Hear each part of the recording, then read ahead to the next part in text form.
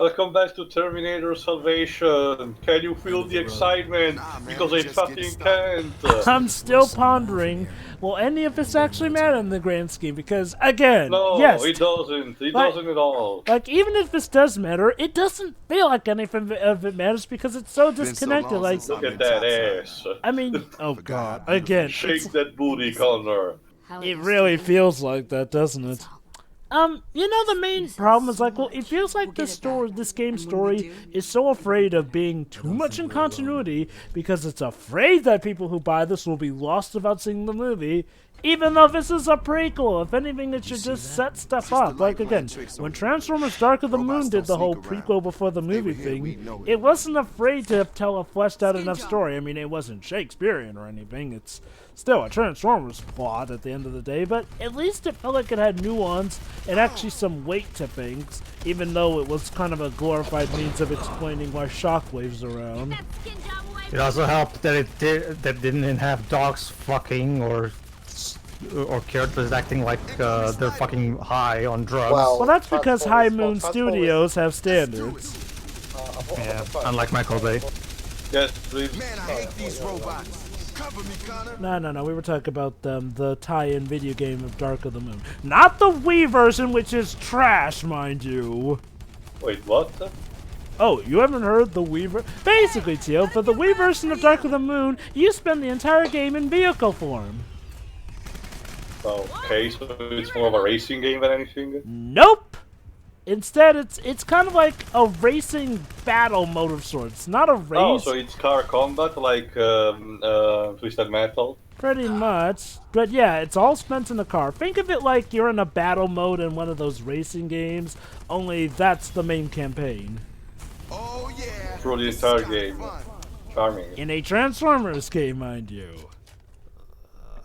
Dark Horse Channel 1 covered it well, but holy fudge. If ever there's an example of a Wii getting the shaft with parts, it is that. I mean, it's bad enough that Transformers War for Cybertron on the Wii was an on-the-rail shooter. At least I believe you're transformed in that game. You two could move, but the enemy's gone, I think. Oh well. That's another thing, your AA partners just stand there, even after a holy clean, until you start moving forward to the next checkpoint. This really feels like a rush job, like an incomplete game. Mind you, not on the presentation side, but on the minor details and everything. And this is supposed to be the quote-unquote emotional chapter, because first you're passing through these the settlement that was completely ravaged by the machines. So you see the civilian houses completely destroyed. And then you'll get to infiltrate in the factory in order to reach eventually David's location, where let's just say that something will happen at the end of it. But again, this is this game is still very soulless, you know, like a fucking robot. Oh jeez. But again, to give credit where it's due, the cover system is not actually bad. Certainly better than a game like, say, Quantum Break. We'll say that. Well, that's hard. Well, that just said on both fronts, I guess. Also, that's another thing. In later stages, the spider starts becoming very annoying in a sense that a good strategy, like I said, is to chug grenades at them, which most likely one it kills them. But in these later stages, the spider starts moving, it starts zigzagging around supposedly, and they constantly dodge your grenades. So you're wasting potentially for nothing, even though up until this point that's perfectly cleared. If you want to create a strategy like that, start implementing it from the beginning. With the AI.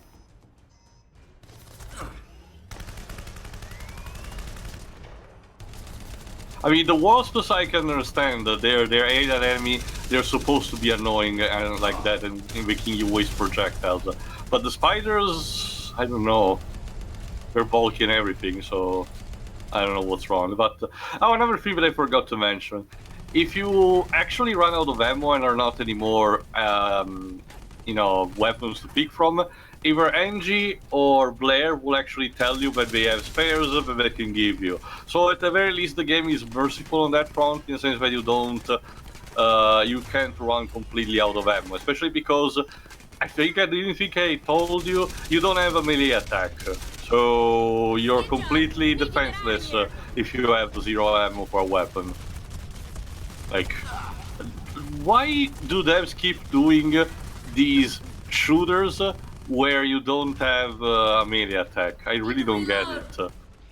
It's really easy to implement. Just assign it to one of the buttons that you don't use, and have it be a simple punch animation or something. It doesn't have to be powerful, but just the bare necessity that it may help you in these situations. Anyway, another new tool that you can get here is a grenade launcher, which is not as powerful as a rocket launcher, but it's certainly still useful against stuff like the spiders. The skin job and the T600 are a bit more tough to put down, but it shouldn't be still a problem. Oh, fuck's sake. Combined with the fact that your health doesn't regenerate properly until an horde is defeated, this particular chapter is quite annoying. I'll just say that, because some of the hordes tend to drag for way too long, so you need to endure until they're done in order to actually breathe.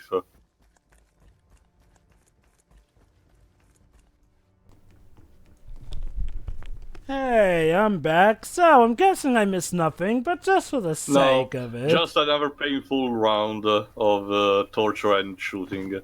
Torture? Oh my, what could they have actually have stowed to? Elongated horde modes, Java. That's pretty much it. So not actually some also, bout great of the physics. You program the bushes so I cannot actually insert myself move myself in them. Isn't that like nice. open? I mean, I know this isn't an open world game, but aren't bushes like If you bother to put bushes in the middle of a road, at least let me pass through them.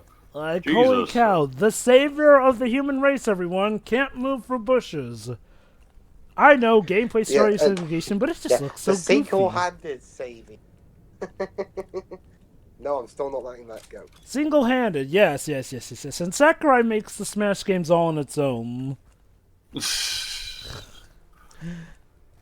You believe it or not, there are people who do unironically believe that. Yes, it's just one person doing everything. I mean, if it were like some indie game or something like. The only that's the thing. Well, San Romano has its own team, even though it's small. No, dudes, you wanna see an indie done by one single person?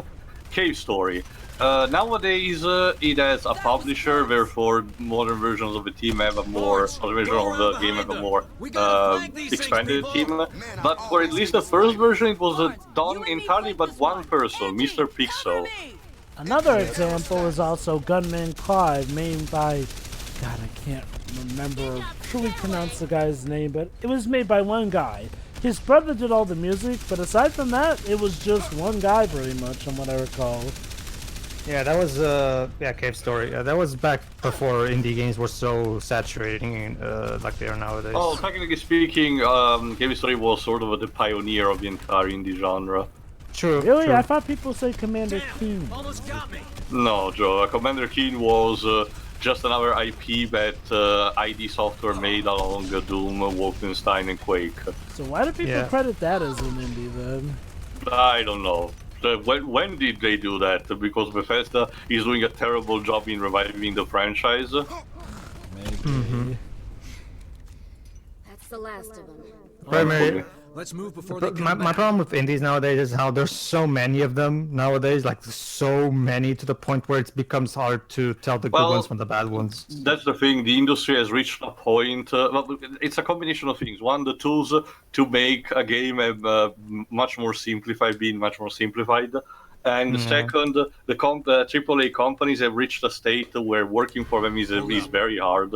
So in order to actually start going somewhere and everything, you need to start from the basics. Oh, there's another pointless cutscene where it shows them moving like that. If it's pointless, then why does it exist?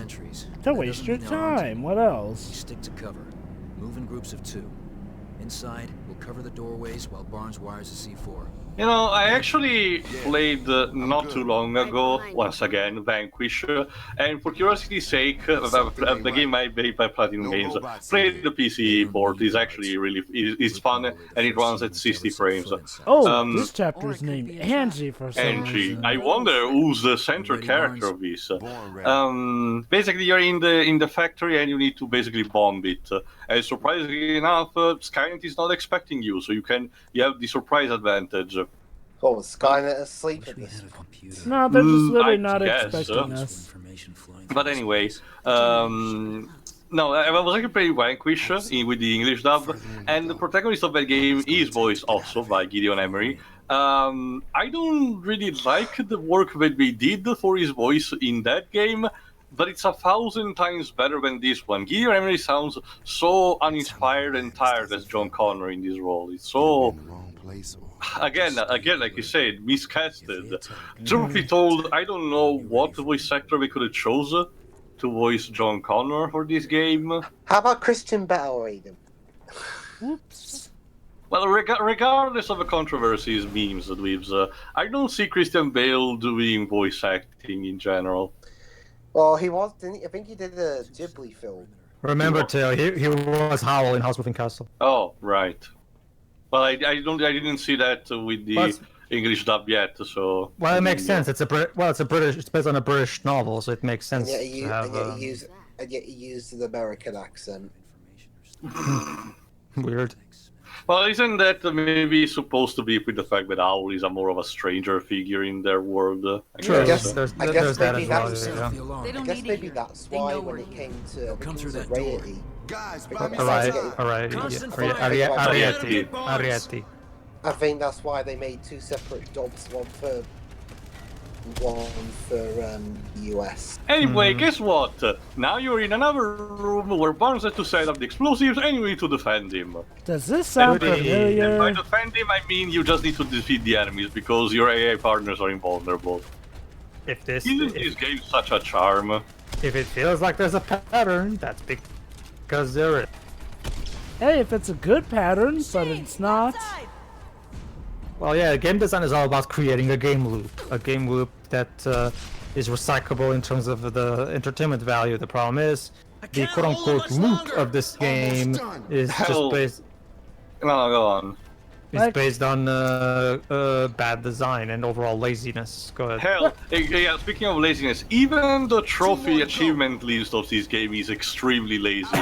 With a game like a shooter, usually you get some stable trophy, but they have some creativity in them, like do 50 headshots, defeat X number of enemies with this weapon, defeat X number of enemies in general. The trophy, and they're for the PS3 version, for the PlayStation versions, usually they're ranked with bronze, silver, and gold in equal manner. Usually Sony dictates a number of points that a game must have in total, maximum not exceeding, with the trophies, and the company decides how to structure them in order to reach that amount of points. Obviously, with gold trophies ranking more than, say, silver or bronze.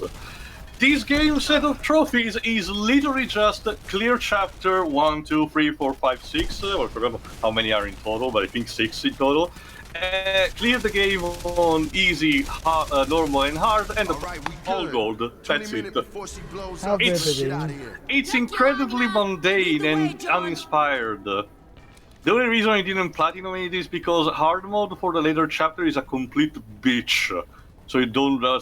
I really don't have the patience to go through this game and really have nothing better to do at that moment. I consider my current backlog. I do have better things to do than going back to this shitty game. Yeah.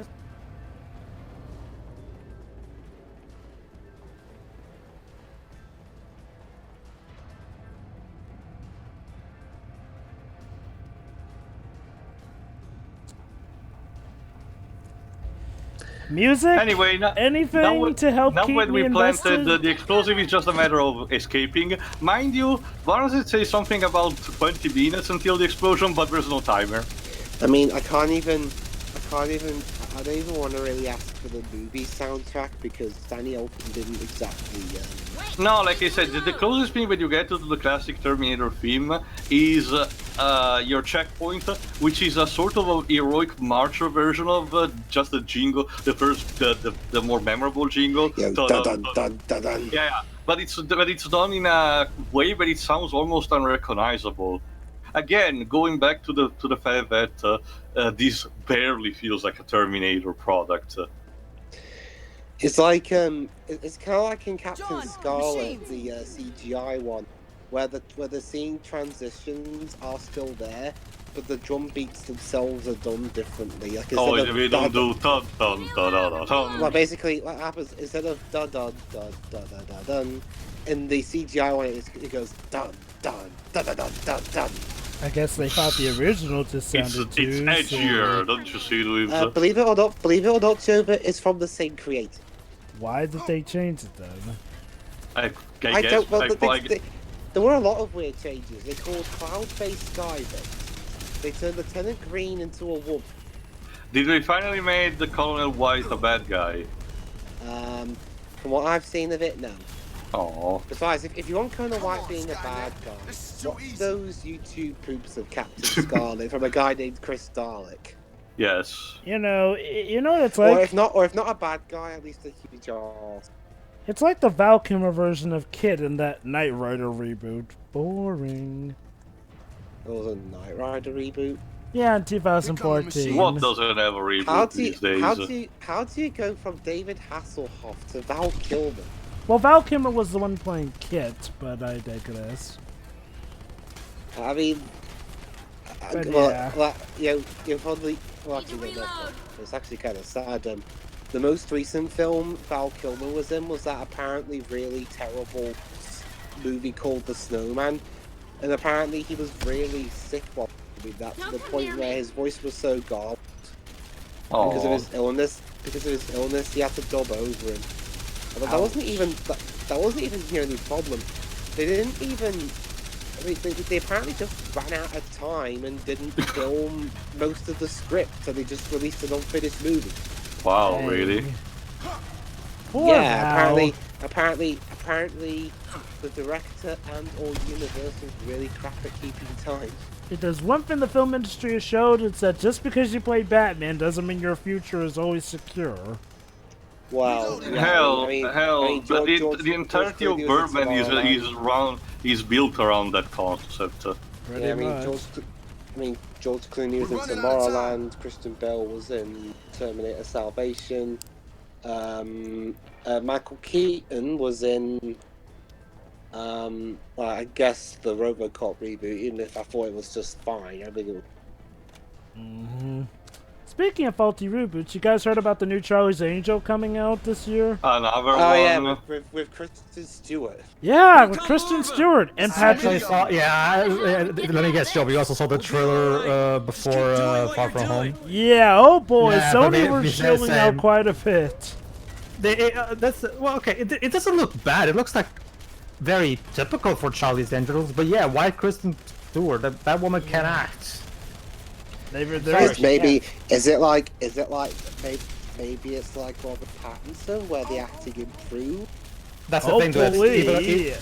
That's the thing to it. I've actually seen her outside of Twilight, and she's bad in those movies too. Yeah, the only So- movie I've ever seen her I think that she was slightly good in was Sephora? when she had to. What Yes, about I know. Snow White and the Huntsman? Oh, she's terrible in that one. Well, to be fair, who was? Okay, Even Chris Hemsworth sucked in that. Let me put it like this, Dio. Even Charlize Theron. Well, okay, Charlize Theron got out, but only because she joined the league with that movie. Of What? course. Now here's. But hey, we get to see how well Elizabeth Banks does directing and writing a movie. Also, Yeah. yeah, sometimes in the middle of battle you get weird one-lines from your partners, like Blair was, Angie was like, why doesn't it stop? Like, it wasn't a reference to the fact that the horde that you were fighting was big or anything. No, it was just a random phrase. Huh. Weird. Like, get your banter right. Is there anything Anyway, this game gets Patrick right? Stewart's in it too. Yes. He's the one playing Charlie. Told you it was a Joe, I can see that happening. reading the What are we gonna Wikipedia credits, We've got about apparently 8 three minutes people left. are playing Can this. you It's not even disable the called Charlie, charges? apparently it's It's way called too Boss. late for that now. What? the Hold machine slow on. us From down. what I Great, that Charlie's Angels movie where the character of Charlie is not even called Charlie. He's played by 3 actors: Patrick Stewart, Jimon Hounslow, and Well, what is it, like the big secret councilman of the Illuminati? That's weird because the movie does call itself Charlie's Angels, so I guess Bossy's Angels wouldn't sell them. So, Tio. We're since actually I- close to the exit, don't worry about that. Thank We just you. need to defeat this horde and we're done. Okay. Again, the supposed encounter that Barnes explosives had is just non-existent. I mean, I guess it's better this way because it doesn't give you that much of a pressure, but at the same time, there's no challenge once again. Or better yet, the challenge comes instead from having to handle all these enemies that are coming 2 non-stop to you. Look, it's an elevator. It No, might lead to an you exit. don't Look for the say. controls. Oh, Here there they it is. come. Take cover. From what? Look for the controls. Look for the controls. Take cover. Make up your Oh mind. no, Angie is sacrificing herself. I care so much about her character. No. Oh no, Laura Bailey. I don't care. Angie. Actually, That's the sad- actually, that's the she's saddest not. thing. Laura wait, Bailey no. was voicing substitute voice clips for Blair. You keep confusing those two, Jova. Don't you worry though. You don't have to anymore because Angie is dead. Good, so now it's just Claire. Again, because the characters are all so memorable, I get them mixed up a lot. Shouldn't have been Angie back there. It should have been Angie. That's a sad consequence of bland characterization. That's the problem. This supposedly should be the whole one of the things that triggers John's rise up to the chain of command in a sense. Oh, you inspired there. You're basically is the start of him inspiring humanity to do the right thing. But it's so weak, so weak. Like, if you're not gonna show it properly, David. why even bother showing it at all? Hey, this movie could have started with John actually being the leader of the Resistance, and we might have actually been better off for it. Tell me you're still on the way. Yeah, we're still coming. We're just a few miles out. Anyway, we're actually very close to David, so the next part, which will be the last, sees us basically saving David, saving Private David. Okay. Yeah. So see you for Saving that. Private Damon. Sure. Ta-ta.